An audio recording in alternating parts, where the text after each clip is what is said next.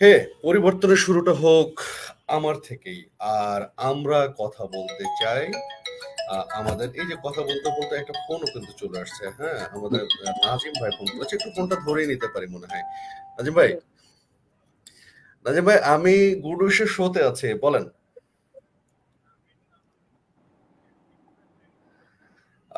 হ্যাঁ, আমি গুডউইশের শোটা শেষ করে আপনার সাথে কথা বলি। হ্যাঁ, গাড়িতে থেকে আপনি গুডউইশের শোটাও দেখেন, যদি ভালো লাগে। আহ, তাহলে বাসায় যেয়ে দেখেন। হ্যাঁ, আমরা খুশি হব। ঠিক আছে, ওকে ভাই। আহ, এই যে নাজিম ভাই আমাদের মতো একজন গণমাধ্যম কর্মী, যমুনা টেলিভিশনের কারেন্ট অ্যাফেয়ার্স এডিটর, তিনি ফোন করেছিলেন, আমাদের প্রায় কথা হয়। আর আজকে এই আমরা এই কথাতে আমন্ত্রণ কাকে জানিয়েছে দেখুন। আমি আর সায়েম তো প্রতিদিনের মতো আছি, আর আজকে আমাদের সাথে অতিথি হিসেবে আছেন শাহিদা আপা। শাহিদা আপা একাধারে একজন, কি বলবো, কবি, একজন হচ্ছে সমস্তার সাহিত্যপ্রেমী, একজন অ্যাক্টিভিস্ট। বিশেষ করে তার একটা জিনিস আমার খুব ভালো লাগে যে উনি প্রবীণদের নিয়ে কাজ করছেন, এবং প্রবীণের তারুণ্য, ওনার এই স্লোগানটা মানে আমি অন্তর থেকে ভালোবাসি। কারণ আমার কাছে মনে হয় যে মানুষের প্রবীণের সংখ্যা যেভাবে বাড়ছে, তাতে আসলে প্রবীণদেরকে নিয়ে নতুন করে ভাববার সময় এরই মধ্যে মনে হয় আমাদের হয়ে গেছে। সেই সাথে শাহিদ আপা বিভিন্ন ধরনের লেখালেখি করেন। আর একটা গোপন খবর দিই, শাহিদা আপা অভিনয় করতে চলেছেন, এবং তা আমার ডিরেকশনে। হুম আহ, আমরা একটা ফিল্ম বানানোর পরিকল্পনা করছি, যেখানে একদম কেন্দ্রীয় চরিত্রেই শাহিদা আপাকে দেখা যাবে। তো যেটা বলছিলাম যে আমরা কথা বলতে চাই আজকে, সায়েম কি নিয়ে কথা বলবো মনে আছে? আইন মানতে বাধা আমরা তো কোথায়? আসলে আমাদের আইন আইন মানতে বাধা কোথায়, আইন আমরা মানতে বাধা কোথায়? আইনের প্রতি আচ্ছা, তুমি শ্রদ্ধাশীল। শুরু করো সায়েম, যে আইন মানতে আসলে বাধা কোথায় তোমার কাছে কি মনে হয়? তুমি কেন আইন মানো না, আইন ভাঙো কেন তুমি? না, আমি আসলে আজকে আইন মানি না এটা নিয়ে বলার আগে আমি আমি যেমন আপনার একটা ছোট ভাই, ঠিক তেমনি আমার এক ছোট ভাই আজকে একটা প্রশ্ন করছে। সেই প্রশ্নের উত্তর আমি ভাবছিলাম, আমিও ইনস্ট্যান্ট তাকে একটা উত্তর দিয়েছি। কিন্তু তার প্রশ্ন ছিল এরকমের, আইন হাতে নিয়ে, যে জাতি আইন হাতে নিয়ে সরকার গঠন করে, হ্যাঁ, সেই জাতি আইন কিভাবে মানে? মানে প্রশ্নটা আমাকে বিভিন্ন দিক প্রশ্নটা থেকে ভাবাইছে। প্রশ্নটা ছোট কিন্তু ভাবনাটা বড়। শাহিদ আপা, ভাবনাটা আপনার কি বড়। মনে হয় ওর ওর প্রশ্নটার ভাবনাটা গভীর কিনা? হ্যাঁ, অবশ্যই। আমি একটু বলি, আইনের প্রতি শ্রদ্ধা রেখেই আমি বলছি যে আসলে আমাদের মানে আমরা যেহেতু একজন দেশের সচেতন নাগরিক, সেই হিসাবে আমাদের আইন মেনে চলাটাই শ্রেয়। প্রত্যেকটি মানুষের কিন্তু গণতান্ত্রিক একটা অধিকার আছে, সে তার ইচ্ছা মতো চলে, ঠিক আছে, কিন্তু দেখা যাচ্ছে সে আইনটাকে লঙ্ঘন করছে। এটা কিন্তু আমরা চাই না। নিজ নিজ জায়গা থেকে আমরা আইনটাকে মানবো। আজ আমি যদি আমার আমার থেকে আইনটা মানি, আপনি আপনার থেকে মানলেন, এটা কিন্তু হবে কি প্রত্যেকেরই মানা হয়ে গেল আইনটা, তাই না? আমরা কিন্তু এই কথাটা বলি যে আমি আমার থেকে মানি, আপনি আপনার থেকে মানেন, কিন্তু আমরা কিন্তু এইটা কখনো বলি না যে আমি কখন ভাঙি। হ্যাঁ, আপনার কাছে আমার প্রশ্ন, আপনি কখন কখন আইন ভেঙেছেন এই অতি সম্প্রতি? আজকে আমি আজকে বলি, আজকে আমি প্রেস ক্লাবে যাচ্ছিলাম। তো হুম, হুম। প্রেস ক্লাবে যখন আমি ঢুকতে গেলাম, দেখলাম আনসারদের একটা কি বলবে এটা, বিশাল একটা একটা একটা আন্দোলন, বিক্ষোভ, একটা সমাবেশ, একটা বিক্ষোভ আন্দোলন, সমাবেশ। সচিবালয় ঘেরাও যেটা হয়েছে তো আজকে হ্যাঁ, আনসারেরা। তো আমি তখন এই আমার যে পাইলট ছিল তাকে বললাম যে কি করবে, তো বললো যে ঘুরে আসি। তো ঘুরে আসতে যে দেখা গেল কিছুতেই আমি ঘুরতে পারি না, পরবর্তীতে একটু রং সাইড দিয়ে আমাকে ঘোরাতে হলো। এটা কিন্তু আমি 2 ঘন্টা বসে থেকে, এটা যখন আমার একটা ডাক্তারের অ্যাপয়েন্টমেন্ট ছিল 9টায়, সেটা বেজে গেল হুম, হুম। 11টা। সেই ক্ষেত্রে কিন্তু আমাকে অল্প একটু টার্ন করতে হয়েছে, এটা আমি আইন লঙ্ঘন করেছি। এটা কিন্তু ঠিক হয়নি। তারপরেও আমি বলবো যে অন্যায় হয়েছে এটা, আমাদের আইনটা মেনে চলাই উচিত। কিন্তু আমরা আসলে আইন মানতে পারি না কখন কখন, এটাও একটা প্রশ্ন। সায়েম বাইক চালায়, হ্যাঁ, মানে সায়েমের অভিজ্ঞতাটা যদি একটু শুনতে চাই। সায়েম বাইক চালাতে যে কখন কখন আইন ভাঙো তুমি? আমি অহরহ ভাঙি, মানে আমাকে মানে ভাঙতেই হয়। কারণ আসলে মানে আমি অ্যাডমিট করছি যে আসলে আইন ভাঙছি না তা না। মাঝে মধ্যে খুব দ্রুত কোথাও পৌঁছানোর জন্য কোনো সময় ফুটপাতের উপর উঠে যেতে হয়, কোনো সময় দেখা গেছে যে আহ, একটু রং মারতে হচ্ছে। বেসিক্যালি রাস্তাঘাটে যারা বাইক চালাচ্ছে, এই জিনিসটা কেউ বলতে পারবে না যে তারা এই ট্রাফিকের ক্ষেত্রে এই আইনটুকু তারা সবসময় কিন্তু তোমার কি মানে মানে আমি রাখতে আমি পারে। বুঝলাম, আমি নিজেও বাইকার, আমি নিজেও মাঝে হুম। মাঝে আইন ভেঙে ফেলি, কিন্তু মানে তোমার কি কখনো মনে হয় যে কাজটা ঠিক হচ্ছে না, বা বাস্তবতা যদি এরকম হতো আমি ভাঙবো ভাঙবো না আইন? তোমার কি মনে হয়েছে কিনা কখনো?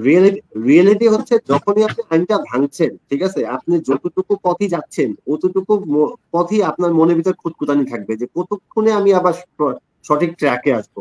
যতটুকুন আপনি বেআইনি অবস্থায় চলছেন, আপনার মনের ভিতরে কিন্তু ওই কাজটা করছে।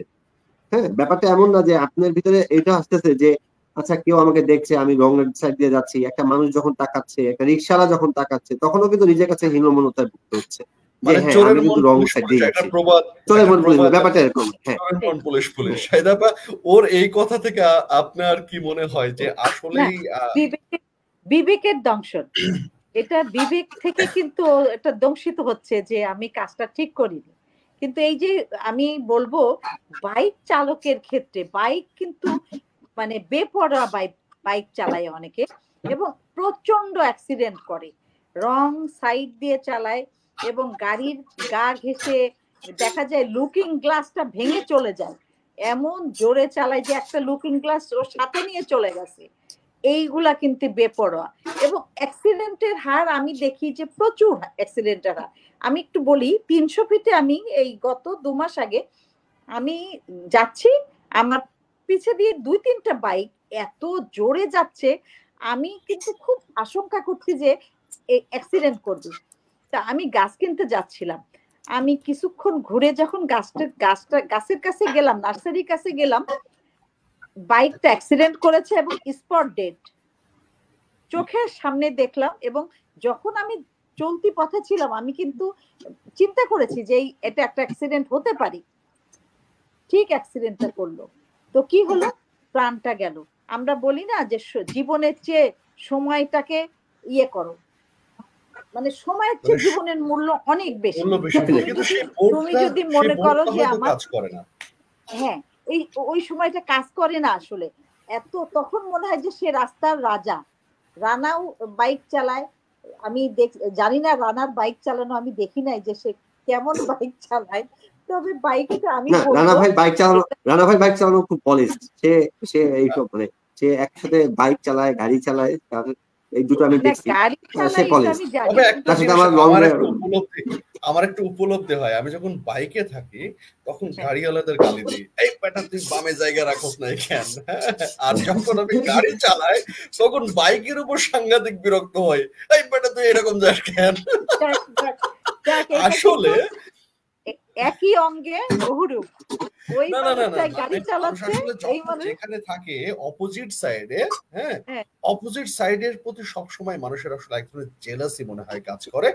আর সে কারণেই আমার মনে হয় যে যারা হচ্ছে দায়িত্বে থাকে আর যারা দায়িত্বে থাকে না, সবসময় একটা রেষারেষি থাকে। থাকেই। কিন্তু সেটা একদম সেটা কিন্তু আমাদের জাতির জন্য খুব বেশি মঙ্গল না মনে হয়। না, যেমন আজকে প্রধান উপদেষ্টা, দেখেন প্রধান উপদেষ্টা আজকে প্রথমবারের মতো, অন্তর্বর্তীকালীন ভাষণ সরকারের দিল। প্রধান উপদেষ্টা ডক্টর মোহাম্মদ ইউনূস আজকে প্রথমবারের মতো জাতির উদ্দেশ্যে ভাষণ দিয়েছেন। সেখানে কিন্তু তিনি অনেকগুলো বিষয় নিয়ে এসেছেন। আপনারা মেসেজ নিশ্চয়ই ফলো দিয়েছেন। করেছেন জি, অনেকগুলো মেসেজ। কোন মেসেজটা সবচেয়ে গুরুত্বপূর্ণ আপনার কাছে মনে হয়েছে শাহেদ আপা? আমার তো আসলে প্রত্যেকটা ওনার কথা তো কিন্তু আসলে আপনার আপনার আপনার জায়গা থেকে, মানে আমি জানতে চাই যে আপনার জায়গা থেকে কোনটাকে আপনার কাছে মনে হয়েছে এটা আমার জন্য ইফেক্টিভ? না না না, একটা আমার কাছে মনে হয়েছে আসলে যে ওনার কথাগুলো প্রত্যেকটা কথাই যুক্তিযুক্ত আছে এবং ওনার কথাগুলো একদম মানে কি বলবো, এটা যদি বলা যায় যে একটা সঠিক আইন মেনে চলা এবং এই এই বেদ বাক্যের মতো একদম হজম করা যে উনি যা বলতেছে একেবারেই সঠিক, প্রত্যেকটা কথা আমার কাছে মনে হয়েছে যুক্তিযুক্ত এবং গ্রহণযোগ্য, আমাদের মেনে চলা উচিত।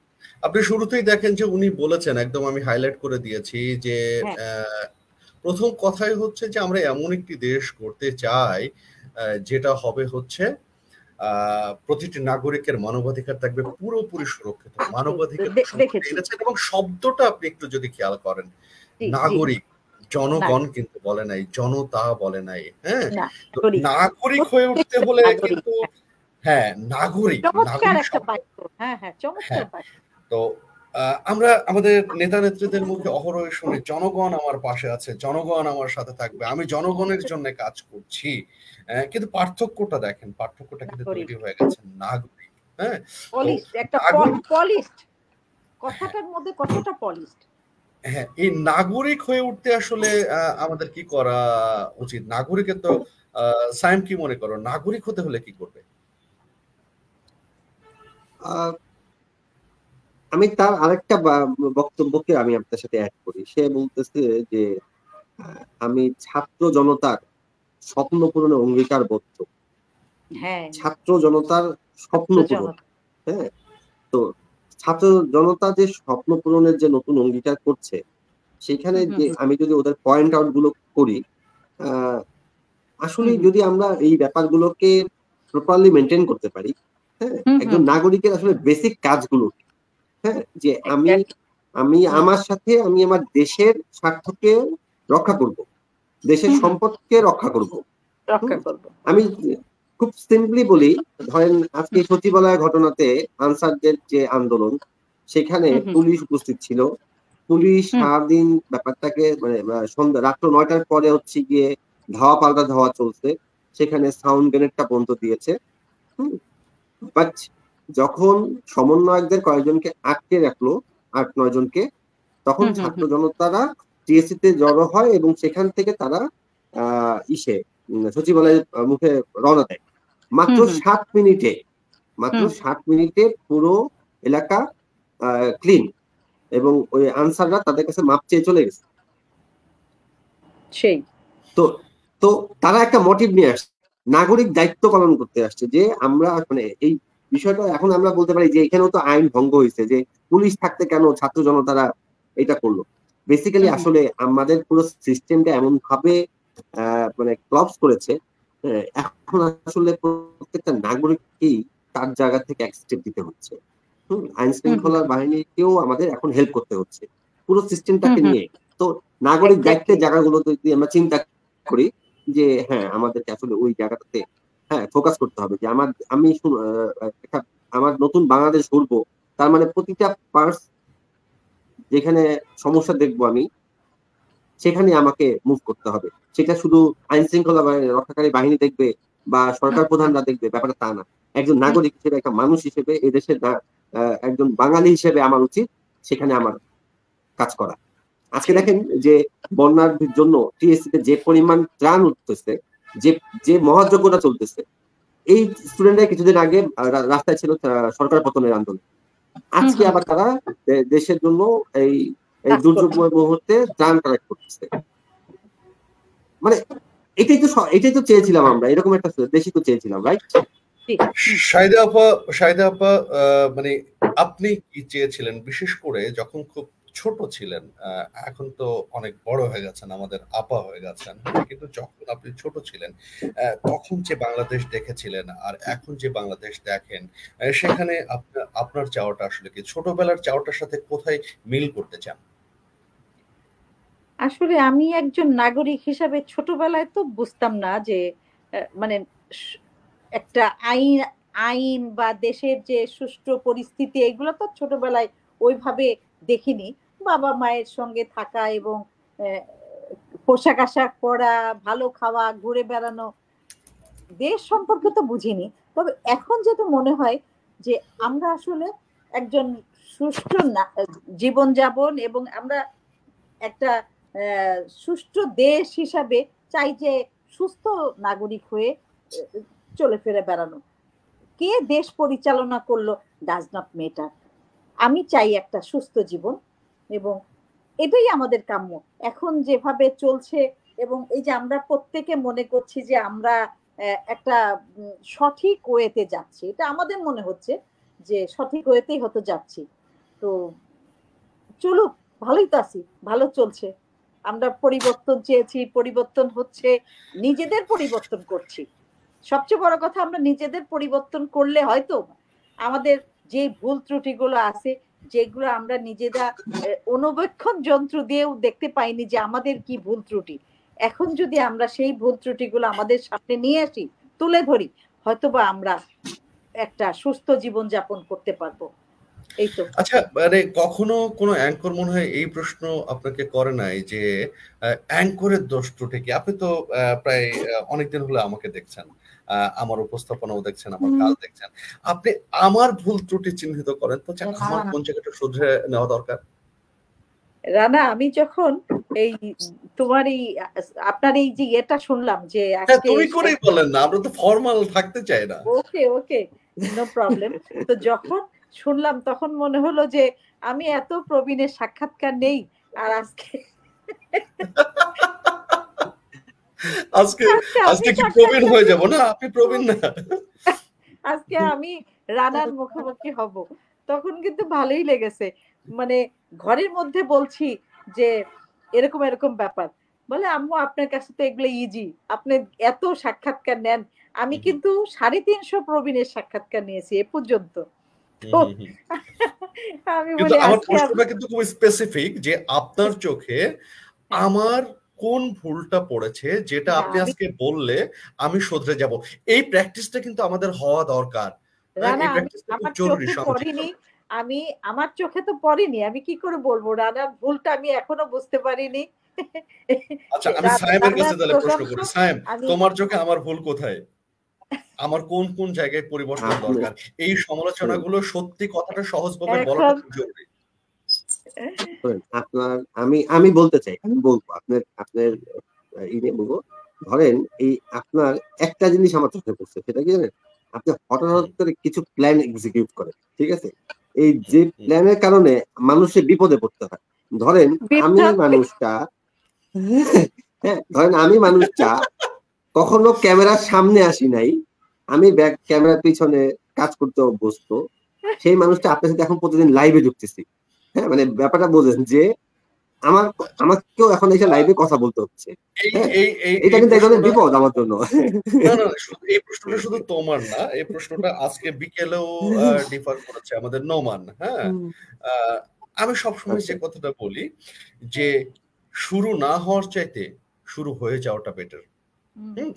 তুমি বলো, তুমি আজকে পঞ্চম দিনের মতো মানে নিয়মিত একটা শো এর সাথে তুমি আছো। হ্যাঁ, আমি তুমি মিলে শাহিদা আপার মতো আরো যারা আমাদের ভাই ব্রাদার আছে তাদেরকে নিয়ে আমরা কথা বলছি। এটাকে শো বলছি না, আমি আমরা কথা বলছি। তোমার কি মনে হচ্ছে না যে না, তুমি কিছু বলছো, হয়তো আমাদের এই বলাই কারোর কিছু যায় আসে না, অন্তত নিজেদের মনের কাছে তো যায় আসে। বলো, এটা ঠিক কিনা? না না, আমি রিয়েলি এনজয় করতেছি। কারণ হচ্ছে গিয়ে হয়তো অনেক কথা হয়তো সবাইকে বলার সুযোগ হয় না, প্ল্যাটফর্ম পাওয়া যায় না। বাট আমরা নিজের একটা প্ল্যাটফর্ম তৈরি করে নিছি। হ্যাঁ, যে হ্যাঁ, আমরা নিজের একটা প্ল্যাটফর্ম তৈরি করে নিছি, এবং সেই প্ল্যাটফর্মে ধরেন এই যে আজকে আমি আমার দুটো কথা শাহিদ আপনাকে বলতে পারছি, আপনাকে বলতে পারতেছি, হোক তারপর তো একজন শ্রোতা তো আছে যে আমার কথা কেউ শুনছে। হ্যাঁ, তো আমি সেই জায়গা থেকে মনে করি যে আসলে প্ল্যাটফর্ম দরকার, প্রত্যেকটা মানুষের বলার জায়গা দরকার। হ্যাঁ, মানে কিন্তু আমি শুধু বললাম যে আপনার ওই জায়গাটা থেকে যে আপনি হঠাৎ করে প্ল্যান এক্সিকিউট করেন তো, যে রাত্রে 3:30টার সময় ধরেন প্ল্যান করে লাইভে ঢুকতে হয়েছে, ঠিক আছে? ওইটা ভয়ঙ্কর, ঠিক আছে? শাহিদা আপু কিন্তু আজকে শাহিদা আপু বলছিল আমারে যে সারাদিন অনেক কিছু গেছে, ক্লান্ত গেছে। আমি শাহিদা আপাকে দারুণ একটা SMS করেছি। হ্যাঁ, আমি SMS-টা দেখাই। হ্যাঁ, আমি দর্শককেও দেখাই SMS-টা কি লেখা ছিল তাতে, ঠিক আছে? তাহলে পরে মজাটা বুঝতে পারবে যে আমি কি ধরনের লাসড় বান্দা। হ্যাঁ, আমি দেখাচ্ছি। শাহিদা আপার মনে আছে নিশ্চয়ই আমি কি বলেছি? এই যে সাইম তুমিও দেখো, আমাদের দর্শকও দেখো। দেখছো কি লিখছি আমি? লিখছি আমি তো ভাই আপনি তো আপনাকে পড়ে দেন, ছাড়া আমরা অন্য তো ছোট। বলি। হ্যাঁ, আমি তো আপনাকে ছাড়া অন্যকে বলি না, তাহলে আমার কি হবে দিয়ে হাসি দিছে। বুঝছি। মানে আপা আমি আমি মাত্র যেটা বলতেছিলাম যে ভাই যেটা করে আর কি মানুষের বিপদে ফেলে দেয়, বুঝছেন, এমন ভাবে একদম বলে। না তবে তাই না? চমৎকার চালায় এবং এত সাবলীল রানার প্রত্যেকটা শো তো আমি মানে প্লিজ আমি প্রশংসা শুনতে চাই না, আমি শুনতে চেয়েছিলাম আমার স্টুডিওতেও থেকেছি, স্টুডিওতেও দেখি এবং মানে অনেক ক্ষেত্রেই দেখা সাইদা হয়। আপা, বলো। সাইদা আপা, আমি আপনাকে একটা বলি।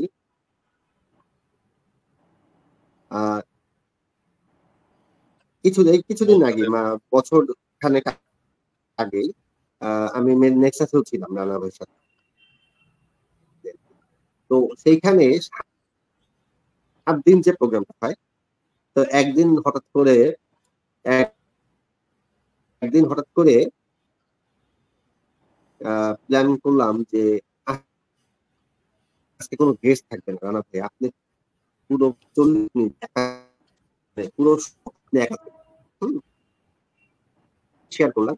একটা পার্সন ওখানে দাঁড়ায় থেকে যে ভাবে 40 মিনিট, হ্যাঁ, আমরা কিছু কন্টেন্ট সাথে নিয়ে আমাদের মনে হয় 2টা না 3টা কন্টেন্ট হাতে ছিল। 21 মিনিট 34 সেকেন্ড অলরেডি হয়ে গেছে। আমি শাহিদা আপার কাছে কয়েকটা প্রশ্ন ছিল।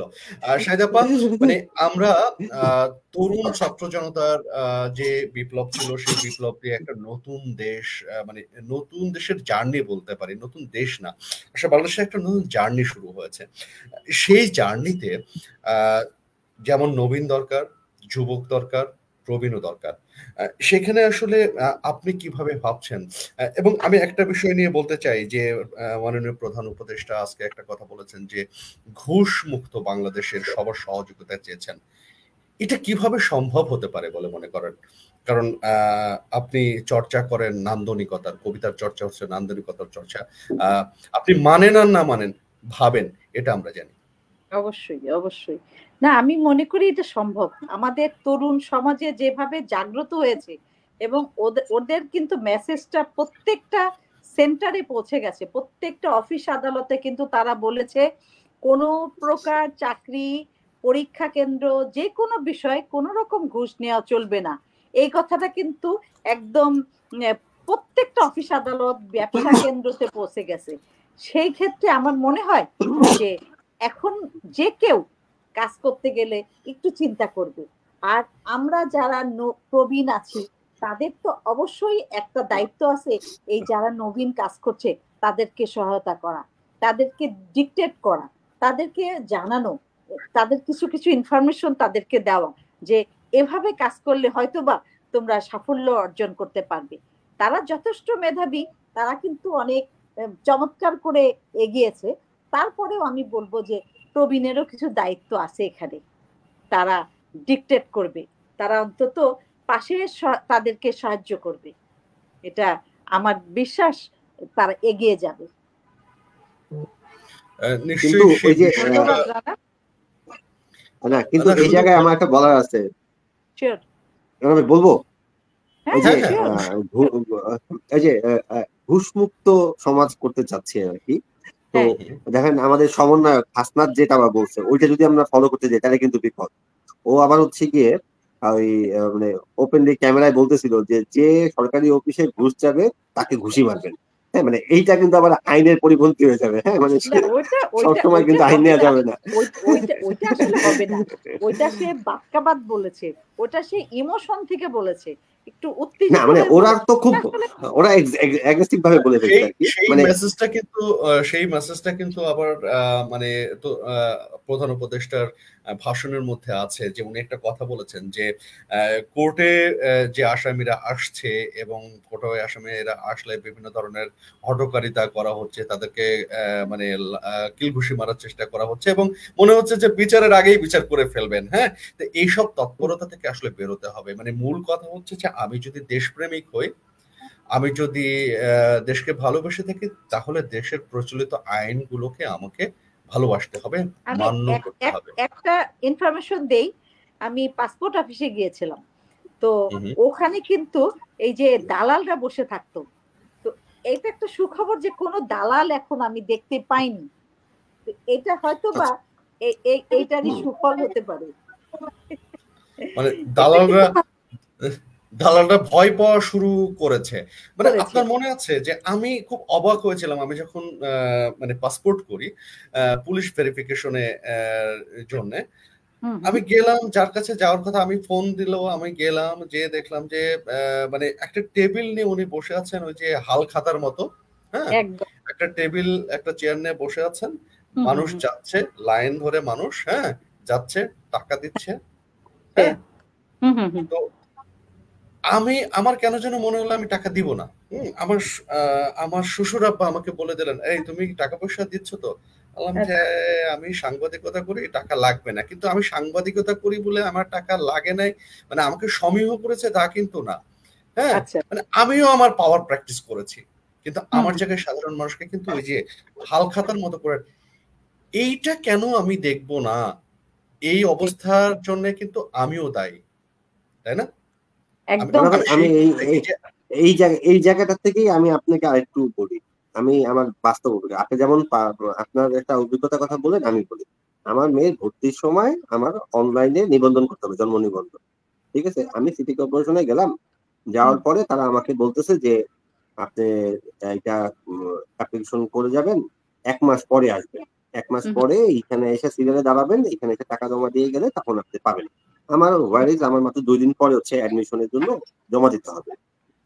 আমি চিন্তা করলাম তাহলে তো আমাকে বাহিরের উচ্চপদস্থ কর্মকর্তাদের লবিং নিয়ে আসতে হবে, তাহলে এটা হবে না, 1 মাস চাচ্ছে সময়, কেমনে সম্ভব? বাসায় আসতে আসতে দেখি একটা দোকানের সামনে লেখা জন্ম নিবন্ধন, অনলাইনে জন্ম নিবন্ধন করা হয়। জিজ্ঞেস করলাম যে করতে পারবা? বলে ভাই আপনি যদি এখন কাগজ দেন আধা ঘন্টার ভিতরে, তাহলে সন্ধ্যা 7টার ভিতরে পেয়ে যাবেন, তখন বাজে বিকেল 5টা। আর যদি আপনি আর একটু দেরি করে দেন তাহলে কালকে সকাল 12টার মধ্যে পেয়ে যাবেন, কিন্তু 1000 টাকা দিতে হবে। আমার কাছেই তো ছিল, আমি সাথে সাথে দিয়ে দিলাম।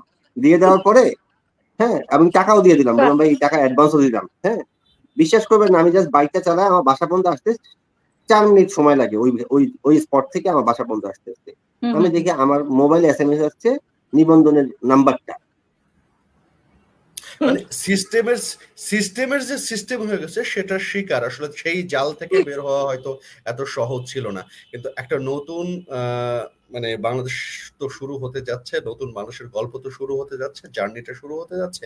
আমরা মনে হয় এখন আমার জায়গা থেকে আমি চেষ্টা করতে চাই, যেমন আমি বিপ্লবী ছাত্র আন্দোলনের এই যে সময়টার থেকে একটা জিনিস আমি নিজের সাথে কানে ধরেছিলাম, যে আমি ফুটপাতে বাইক চালাবো না।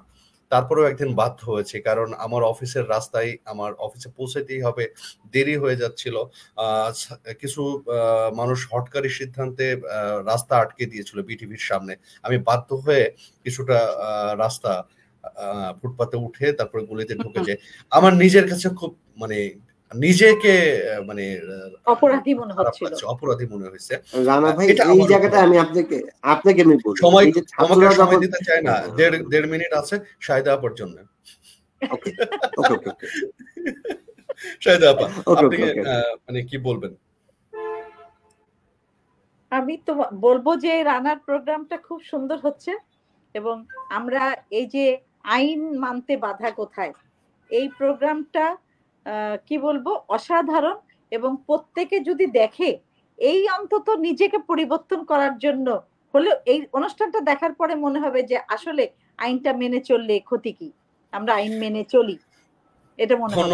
ধন্যবাদ আপনাকে। কিন্তু আমার কাছে উল্টা কথা, যে আমাদের এই অনুষ্ঠানটা কেউ যদি নাও দেখে ক্ষতি নাই, কিন্তু প্রত্যেকেই নিজেকে পরিবর্তন করার চেষ্টা করুন, সেই পরিবর্তনটা পজিটিভলি, নট নেগেটিভলি।